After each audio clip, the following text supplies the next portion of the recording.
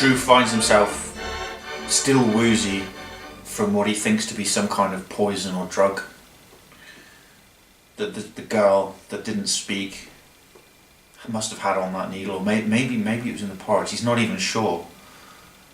And he finds himself following a fairly small, scruffy-looking, sort of gingery dog through the woods, and it seems to be like the only course of action left to him.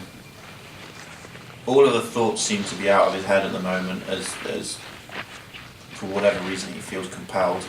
He feels some kind of reflection of his own sadness and loss in this dog, and so he decides to see where it leads him, and it starts going off through the woods in a westerly direction, sort of following the mountain range, sort of steadily going up slightly,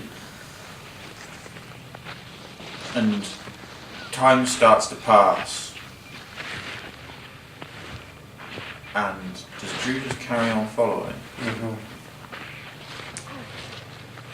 And the day starts to stretch out, and you haven't heard any other signs of life really.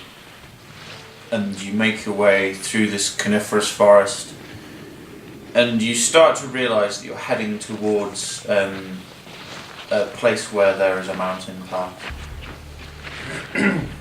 And do I have any knowledge of this path? yeah, it's a known path, but it's also known that many people go that way and they don't come back. It's not a safe place to go. Have I ever ventured up this path before? Has Drew ever ventured up there? In his youth, in his past? Has there been any time where he felt compelled to? There was one occasion when he was a young lad where he was a squire, and him and a few other squires, similarly, now this memory is coming back to him, which makes him half smile, that against the wishes of his father ventured out of the castle and made his way to the foot of this pass. Yeah. And they were egging each other on to try, who can go the furthest up the pass. And Drew was the responsible one and said, no, this is silly, and left the two other squires who were never seen again. No, not why, but they didn't come back. But they never came back. Kind of Drew almost beat himself up a bit because he knew better and he should have made them come back with him. And you find yourself nearing that very same path and reminiscing about that story, and a little smile, and you sort of suddenly remember Libby as well, and you're kind of like,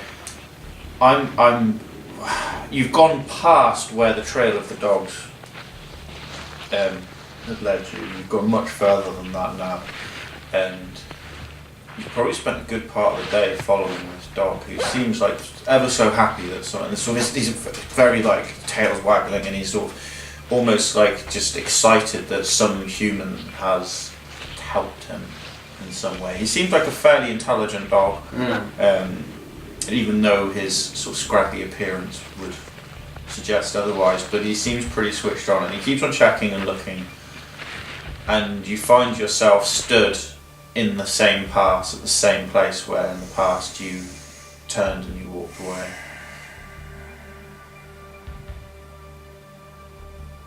But this time, he carries on, and he follows the dog. And the dog carries on up over the pass, and you find yourself looking down into a steep-sided valley. Mm-hmm. And where you are at the top of the pass, the valley sort of cuts down, and underneath where you are, and you can hear the sound of raging water far below you. And you can see this sort of coniferous wood stretching off, and the dog seems to go to just the cliff and sort of starts barking and sort of excitedly and sort of pacing up and down a bit and sort of looking down and barking and turning to you and pacing a bit and looking down and turning to you and barking. Okay. I walk to the edge where the dog is, and I lean over quite carefully and do a sort of perception check to see if there's anything the dog might be. 8. You look down over the edge and you sort of can't really fathom why he would have led you to the raging waters, which are the sort of the mountain side of a river that comes down. You know this river comes down the other side of the mountain, but you also know that it sort of appears as out of the side of the rock, and this must be the sort of source coming down through, and that it must cut in underneath. I go to one knee and pat the dog and say to him, "What is it, boy? I'm not too sure what you're trying to tell me." And it sort of looks at you and looks down at the water and sort of like, "Is there someone down there?" "Oh, okay. Oh God." I do a spot check for an easy climb down, or an easy way down. It's, yeah, 8 again. You can see a way down, but you'd have to pass through the edge of the forest. Okay. Well, I think I found a way down, boy. Oh, my head. And his head swims a little bit. And he thinks, I really think this is the right thing to do. But I can't see another a very intelligent beast like you in need of help and not do anything. So, come on, boy. I think I found a way down. Come on, come follow me. Okay, so you start leading him down. Make a perception check. 17. As you start heading to walk down, so it's rocky around where you are, and the valley drops away, and it starts to become like coniferous forest again as the valley drops down. And as you're sort of approaching the tree line, you can see that there are sort of like silky web-like structures in amongst the trees, and it kind of makes you very wary because these are big webs. Like, you can see further in that it looks like there are sort of webs stretching between whole areas of trees. Wow. And you sort of think to yourself like, and you start thinking about your friends that disappeared when you in your youth. And obviously I've heard the myths and tales. Your people tend to not come back from here, and you kind of start making connections between these sort of, web spiders. Yeah. And it puts you very much on edge, but you don't see any movement, and you think you can make your way down to the cliff without really going into the forest. I'd like to do that. So as you just carrying forward? Yeah, no, as I make my way down, I kind of wanted to do a spot check. I wanted to search for any tracks. Okay. I wanted to see if there's any tracks as we're making our way down that look fresh. Like. Oh, okay. Go for it. So you can do survival for that. Yeah, to kind of see if there's been these creatures here quite recently. No. What you find is dog tracks. One set of dog tracks, and they look strangely like the dog tracks of the dog you're with. Okay. And which direction do they lead? They lead the way you've just come, so they've come through the valley and out of the valley. So this and dog's headed come down. up the valley, and these are the tracks of him coming up. Okay. I follow the dog's tracks from where They're he like came a day old, a day and a half Okay. old now.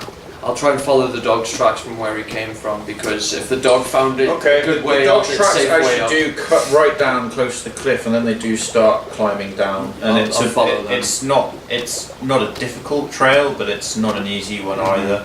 And as you're climbing down, you just sort of, the sound of the water gets louder and louder, and you're sort of looking down, you're peering down the river, and it's a raging torrent. And the only thing that comes across your mind is if someone went in there, and then you think about living. And if she had gone in there, you'd be like, I don't know if she'd make it out.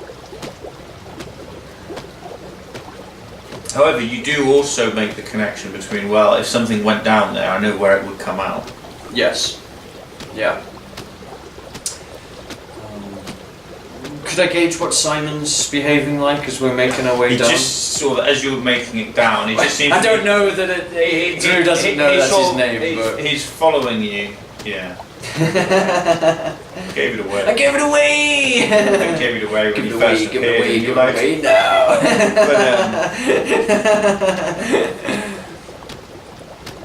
He just seems sort of a bit morose and seems to be very quiet. He's not really. He's following though, right? Yeah, and there's an occasional bark, an occasional look of hope, and then a sort of bit of a whine. Okay, so I'm a pretty intelligent guy. I think, yeah, this dog has lost somebody. His owner's down here, but I don't think he's alive. Letting her fetch him down here is going to be even worth it. I'm starting to feel that this has nothing to do with Libby. This is to do with someone else. But I continue. Okay. But I continue that way. Partly because I know that that river will lead back to the castle. Yes. Where you are, you're going away from the castle, you're going up the river and heading into the mountains. Sure. So you would have to go back down Yes. the river. Oh, okay, so you're going to go back out of the valley and then go down to where the river comes out Well, on the no. other side of the If mountain. I know that if I wanted to go home, this is a good way to think. But the dog's leading me in the opposite direction. Yeah. So you've come round Yeah. you've come up into the mountains and into another valley, and you've dropped down to the river here, but the river cuts through the mountain. Yeah. So you could come out the other side of the mountain. If you went down to the river, that would be heading back to the castle. Yeah. But that's not the way that the dog is trying to show me. Well, he's showing you the river here, Yeah. Okay. but you know where the river comes out, and you know that anything that got caught in the current here is going to come out at the other end, Okay. if it comes out at all. Right, so I know this, so I think, okay, alright, let's help this dog out. Come on, let's see if we can find what you're looking for, come on. And I, with that knowledge, go to where I know that whoever would come out and follow the... So you come back up the cliff where you are, painstakingly avoiding this coniferous forest and what seems, and your worries about what's in it, because the way the dog took you down did virtually bypass it entirely. Yeah. You see the odd shadow in the deep area scuffling ominously as you come back up, and then you make it to the mountain pass, and you sort of shake your head, remembering your youth and the boys that were lost, thinking like anything could have happened to them. And you make your way, or start making your way back down the mountainside, back down into the sort of the dense forest, the familiar forest, and you head down towards where the river cuts out, and there's a gorge. So you come down, and there's a gorge that you have to sort of loop around in order to be able to get down into it, where the river opens out. You're gonna investigate the gorge to see if there's anything. So there's rocks. And you start heading up the gorge. Simon follows you, and as you get sort of closer, hopping from rock to rock now in order to stay out of the river is sort of, the further up the gorge you go, sort of the more rushing the river is, but it rapidly opens out into a sort of a placid, broad river once the gorge has opened up, and you get further up, and it starts getting colder. And you can see sort of a black opening, which is like 20 feet overhead, and the water is sort of rushing out of it, or at the bottom of it, but it's actually quite a deep channel that seems to be cut through the rock. I look to the dog and I say, well,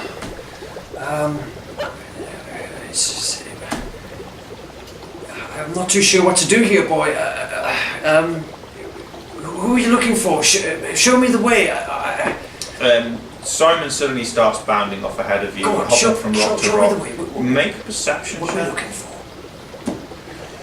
You can't really see what he's going for, but he hops forward from rock to rock, and then he gets to a rock and he sort of stops and starts sniffing at something which looks like it's trapped on the edge of the rock.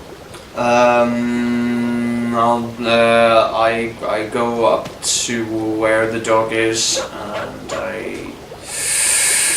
I'll do a little spot check to see what he's looking at. As you sort of are hopping from rock to rock and are approaching, suddenly the dog starts growling at whatever it was sniffing at, and its sort of hackles goes up and it starts backing away slowly.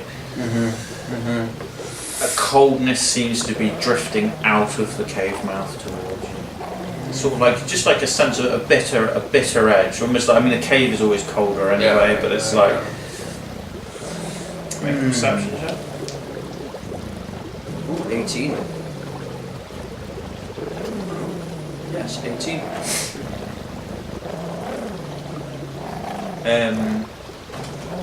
Yes, and you notice that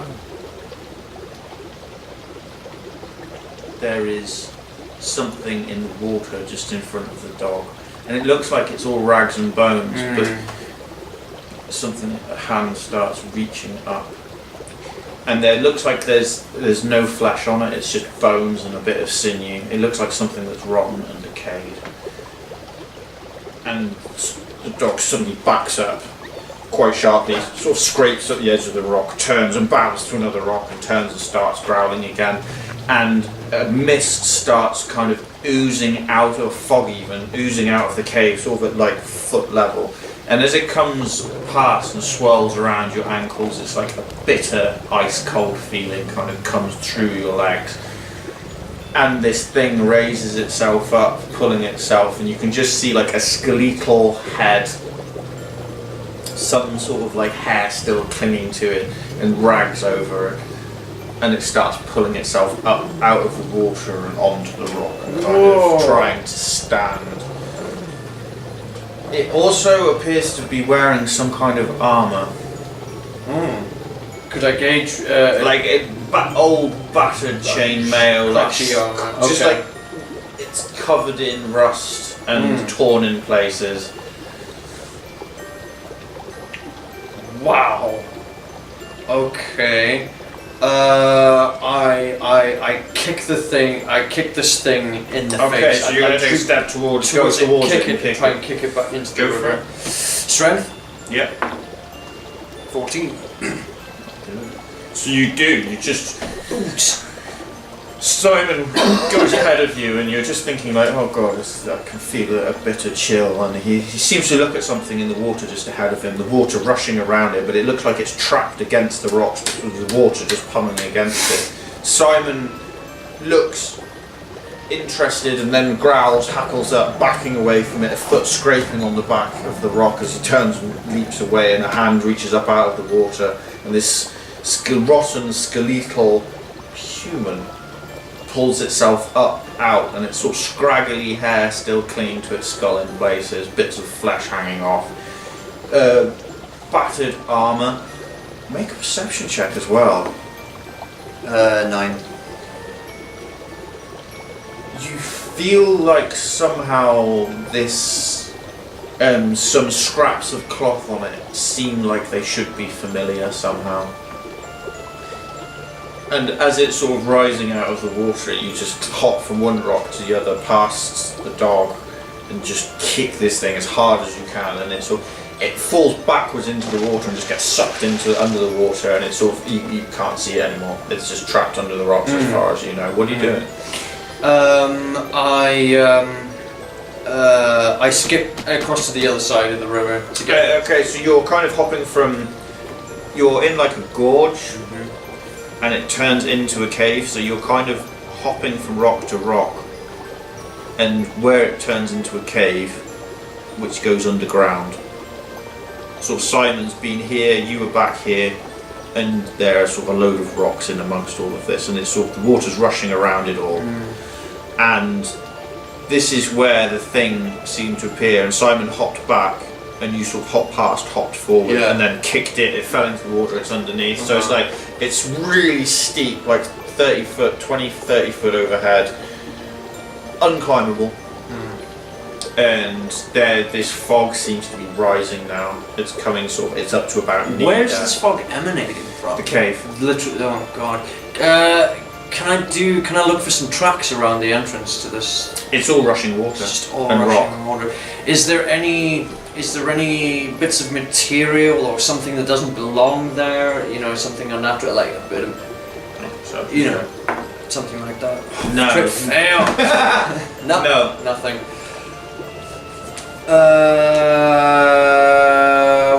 What is the dog doing? growling and backing up Hackle's rise. I don't think we should be here. And as you try to look into the blackness of the cave, a hand, skeletal hand, once again grips up onto the rock at your feet. Oh my goodness!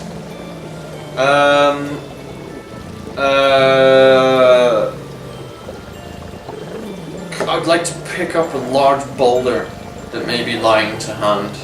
Okay. Just drop it on. And as it's coming up, just smash it on it. Because I don't have a weapon! You have a dagger, but that won't really. Yeah, I don't think that's good. That's good. A little fruit dagger or something. Strength check? 13. So as it's coming out of the water again, I'm waiting for its head to kind of emerge and just try and smash it between two rocks. You know, just, 13.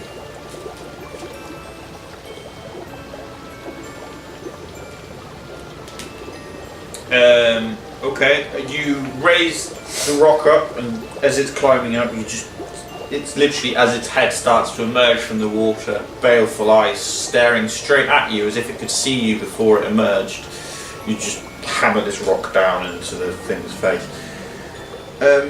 Roll d6. No, not that one. Blue one. Blue and white. Here we go. 5. Okay.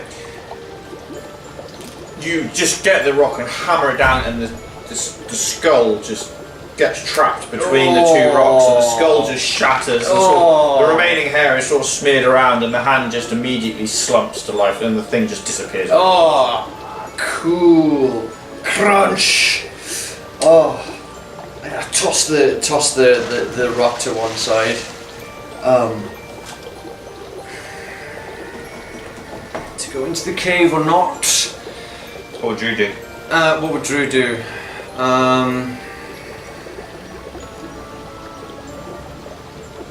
This is becoming too dangerous. You start hearing sort of almost like a groaning noise, but not like an actual groan, like something like at the back of your head rather than something you actually hear. The mist is getting deeper. It's kind of creeping up to your waist, and it's bitterly cold. It's starting to get difficult to see the water, and you can hear not just the torrent of water coming towards you now, something else as the fog ahead of you deepens. No, this is... No, Drew would not continue. This is... No weapons, no food. Jeffrem's out looking for him. He's supposed to be looking for Libby. He's now here helping us. He's just been attacked by the... You can't see your feet anymore. You feel something clawing at your ankle. Come on, boy! Come on! We're moving! And Make a strength check. he literally tries to... 6. Quick down for me. We have to move now, boy. Come on, this isn't safe. You just, as you like, and you say, and you start, and you hop away, something resists and then comes away, and you keep moving, and you start hopping it, and as you sort of get towards the end of the gully, you kind of look down, and there's actually like a hand still attached to your ankle, but just like a bone hand, sort of with just some tendons. Which and is probably the thing which that I is just... severed. Oh, maybe not. You don't know. It's just like a skeletal hand where like it's missing all of this, but like just the hand, like it grabbed you, and as you turned to pull away, it held on tightly enough that actually it tore its hand away. Yeah, no, we need to get out of here right now. He sort of grabs the hand off his... Get off! And he makes his way as quick as he can back to the castle in the shortest route that he knows how. This is too much now. No, it's unsafe. As you are leaving, just this mist, this fog seems to just be pouring out of this gully now. It's overflowing and spreading everywhere. What, like it's, sort of dry ice? Yeah. So it's sort of the gully behind you is now filled up. It's oozing out and it's overtaking you. No, let's get out of here. The forest itself now seems to be like confusing. You can't really see very far in any direction as the fog is starting to swirl around you. Make a perception check. 14. You start running through the forest in the direction that you think is the right way. The more you run, the more confused you become about what is the right way. You're moving away. Which way are you going? I don't think he knows. So he's just going through the forest, and suddenly there is an oppressive feeling in his mind. What are you doing here? He spins around to look for where Can't the sound's see coming anything from. around him, and the dog is sort of like almost runs into him, but stops and then sort of pushes itself up against his leg, like yeah. Drew's hand goes behind his back to grab his dagger, because that's where he keeps it. You hear. Who goes there? Speak! You hear like a noise of something very large, and you hear like a, and it repeats like in your mind. You hear, "What are you doing here?" I mean you no harm. Whoever you are, I'm simply lost looking for my daughter. Youngling. Can I see where this voice is coming from? Coming from somewhere in the general vicinity, but you can't see it, you can hear it, and it's like, and suddenly it says, "It is not safe. You must come with me." What do you respond? Well, the last time I did this didn't end really well. Show yourself before I go anywhere. Step into my vision. Show yourself. A big snout starts to emerge from the fog, followed by pink eyes in a white boar's face. Its head, its snout is at like your face height. The thing is huge. And it sort of snorts, and the warm air turns instantly into sort of steam as it ejects it from its nose. And you hear once again in your mind, its mouth doesn't move, it's like, "Come with me, human."